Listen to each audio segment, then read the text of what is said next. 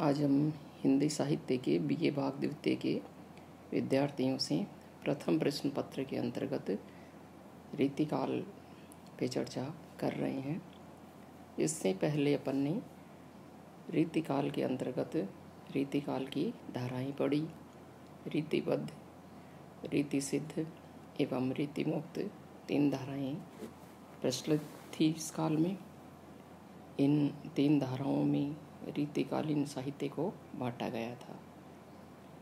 इससे पहले अपन ने रीतिबद्ध और रीतिमुक्त धाराएं पढ़ी। आज हम रीतिमुक्त काव्य धारा की विशेषताओं पर चर्चा करेंगे कि इस धारा की कौन कौन सी मुख्य विशेषताएं रही। रीतिमुक्त काव्य धारा की प्रमुख विशेषताएं इस प्रकार है। सबसे जो पहली है सौंदर्य चित्रण। रीतिकाल और श्रृंगार का बड़ा संबंध रहा है। रीतिकाल के कवियों ने नायिका के सौंदर्य का चित्रण सुंदर तरीके से किया है। रीतिकालीन कवियों द्वारा किया गया नायिका का वर्णन सबके मन को मोहित कर लेने वाला है। अगली है स्वच्छंद प्रेम का चित्रण। इस धारा के कवियों ने स्वच्छंद प्रेम का चित्रण किया है। सूरदास आदि कृष्ण भक्त कवियों द्वारा वर्णित कृष्ण और गोपियों का प्रेम रीतिमुक्त काव्य धारा के कवियों के लिए प्रेरणादायी बना। इन्होंने प्रेम का सहज भाव से वर्णन किया।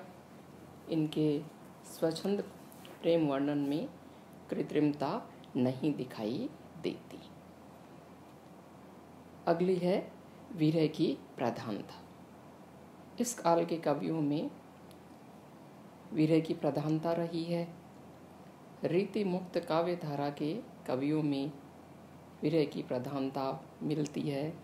जैसे घनानंद के काव्य में विरह वेदना का मार्मिक वर्णन मिलता है। इनका प्रिय निष्ठुर एवं हृदय का कठोर है, जिसको प्रिय की कोई चिंता नहीं होती, जिसकी अभिव्यक्ति घनानंद के विरह वर्णन में देखी जा सकती है। घनानंद के काव्य में विरह की मार्मिकता का वर्णन किया गया है। अगली है विशेषता भक्ति का स्वरूप। रीति मुक्त कवियों ने राधा कृष्ण की लीलाओं का वर्णन तो किया है, लेकिन लीलाओं का वर्णन मात्र करने से कृष्ण भक्त नहीं कहे जा सकते। हाँ, रीति मुक्त कवियों में घनानंद में भक्ति भावना कहीं कहीं ज़्यादा दिखाई पड़ती है, परंतु इनकी कविता भी प्रेम और विरह के इर्द गिर्द होती है। अगली है प्रकृति चित्रण। इस धारा के कवियों ने प्रकृति का चित्रण भी किया है। रीति मुक्त कवियों ने प्रकृति का चित्रण किया है, जैसे कोयल की कूक, मयूरों का नृत्य, चातक पक्षी की पुकार, बिजली का चमकना, बादलों की गर्जना विरहणी नायिका के हृदय को भेद देती है। इन कवियों ने प्रकृति चित्रण उद्दीपन रूप में किया है। अगली है मुक्तक काव्य रचना। मुक्तक काव्य रचना के लिए अनुभूति की जो गहनता आवश्यक होती है, वह यहाँ पर्याप्त दिखाई देती है। साथ ही इन्होंने अपने मुक्तक काव्य में समर्थ भाषा, उपयुक्त छंदों का उपयोग किया है, जिसके कारण इनकी रचनाएं एक ऊंचाई तक पहुंची। अगली विशेषता है आत्मनिवेदन की शैली। इस धारा के कवियों ने अपने प्रेम का निवेदन स्वयं किया है, दूसरे को माध्यम बनाकर उससे नहीं कहलवाया। भक्त कवियों की भांति इन्होंने अपने प्रेम का निवेदन स्वयं किया है। इन्होंने प्रेम को जीवन का मूल मंत्र माना है, जैसे घनानंद और सुजान का प्रेम सब जानते हैं, क्योंकि घनानंद ने स्वयं ने अपने प्रेम को संबोधित किया है।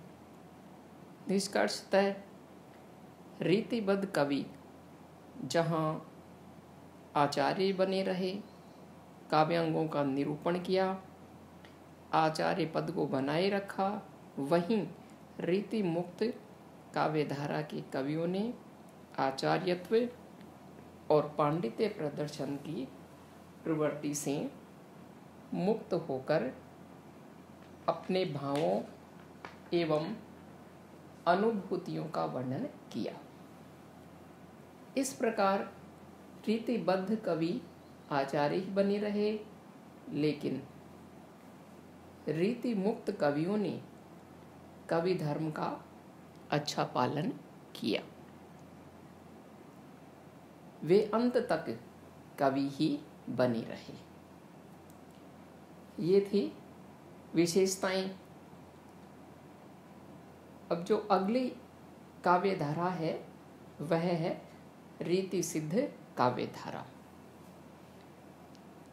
यह रीतिकाल की तीसरी काव्यधारा है। रीतिबद्ध, रीति मुक्त व रीति सिद्ध, ये तीन धाराएं हैं।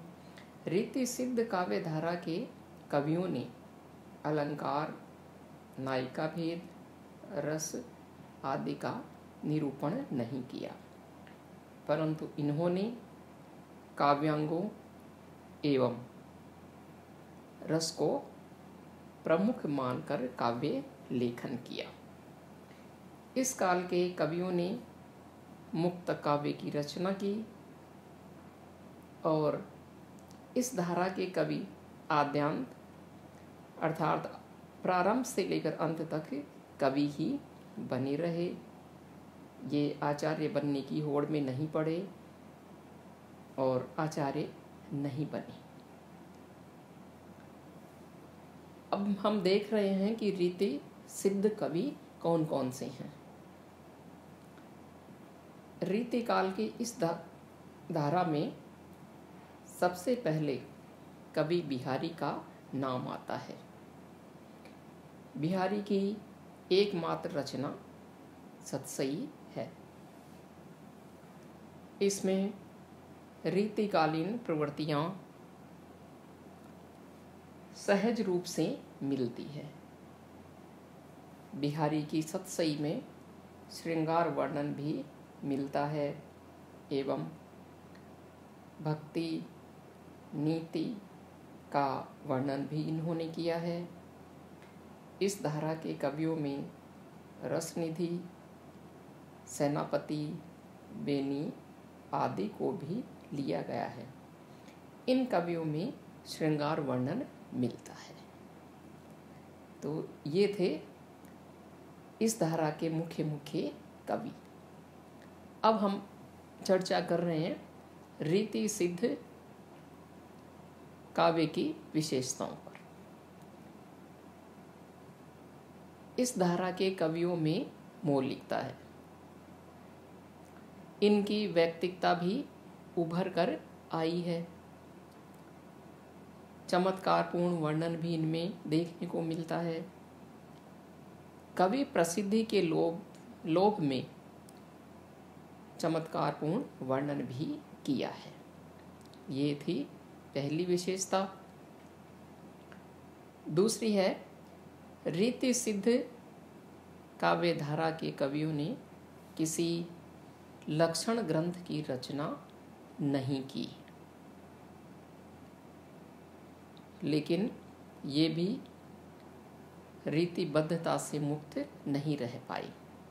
रीतिबद्ध काव्य परंपरा इनमें भी देखी जा सकती है। अगली विशेषता है रीति सिद्ध कवियों ने रीति या परंपरा को सर्वाधिक महत्व नहीं दिया, इसीलिए इस धारा का काव्य रीति से दबा हुआ नहीं दिखाई देता। इस काल में कला पक्ष और भाव पक्ष दोनों को प्रमुखता दी गई। इस प्रकार इस धारा के कवियों में सर्वाधिक प्रसिद्ध कवि बिहारी है। इनका सतसई बहुत ही लोकप्रिय है। इसमें श्रृंगार वर्णन एवं भावों की तीव्रता और प्रखरता भी दिखाई देती है। इस प्रकार कवि बिहारी इस धारा के कवियों में बेजोड़ है। रीति सिद्ध कवियों में दूसरा नाम सेनापति का है। इन्होंने कवित्व रत्नाकर में भक्ति वर्णन, रामायण कथा, श्लेष वर्णन, ऋतु वर्णन, श्रृंगार वर्णन का समावेश किया है। सेनापति के काव्य में कला पक्ष पूर्ण रूप से दिखाई देता है। इसके बाद आते हैं रसनिधि एवं नेवाज कवि। इन्होंने भी अपने काव्य में श्रृंगार एवं का वर्णन किया है। श्रृंगार के अलावा इनमें रौद्र, वीर एवं भयानक रसों का चित्रण भी मिलता है।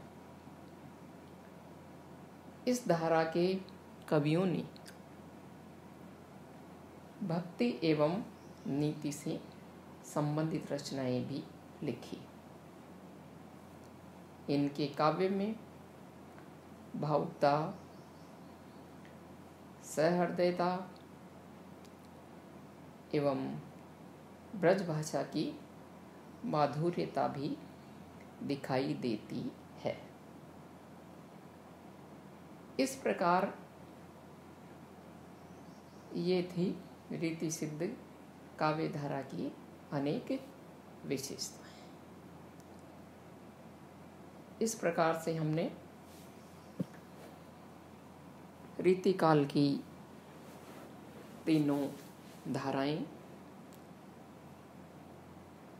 रीतिबद्ध काव्य धारा, रीति मुक्त काव्य धारा, रीति सिद्ध काव्य धारा, इन तीनों धाराओं पर चर्चा की। इन तीनों ही धाराओं की विशेषताएं पढ़ी एवं इस काल के इन धाराओं के जो मुख्य कवि थे उन सब कवियों को पढ़ा, उनकी रचनाओं को, उनकी विशेषताओं को हमने जाना। तो इस तरह से ये रीतिकाल की धाराएं थी। आपने मुझे सुना, इसके लिए धन्यवाद।